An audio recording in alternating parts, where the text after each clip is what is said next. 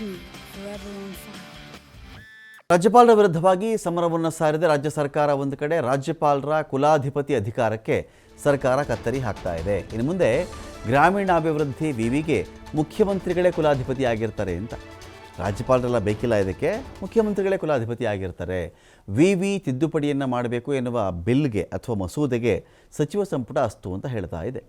ಗ್ರಾಮೀಣಾಭಿವೃದ್ಧಿ ಮತ್ತು ಪಂಚಾಯತ್ ರಾಜ್ ವಿವಿ ತಿದ್ದುಪಡಿ ವಿಧೇಯಕ ಇಷ್ಟು ದಿನ ರಾಜ್ಯಪಾಲರ ವಿವಿ ಚಾನ್ಸಲರ್ ಆಗಿದ್ದರು. ಆ ಅಧಿಕಾರವನ್ನು ಕ್ಯಾಬಿನೆಟ್ ಇವತ್ತು ಮೊಟಕು ಮಾಡಿದೆ.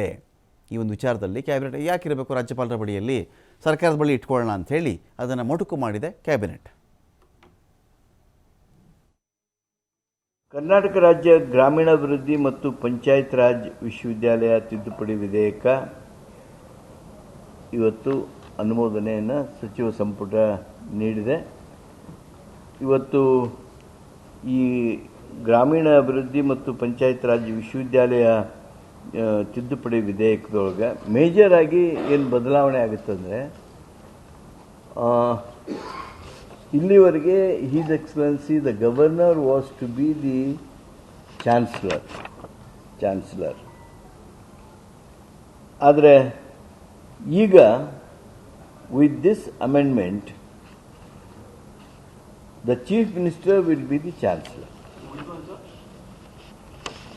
This is Karnataka ರಾಜ್ಯ ಗ್ರಾಮೀಣಾಭಿವೃದ್ಧಿ ಮತ್ತು ಪಂಚಾಯತ್ ರಾಜ್ ವಿಶ್ವವಿದ್ಯಾಲಯ ತಿದ್ದುಪಡಿ.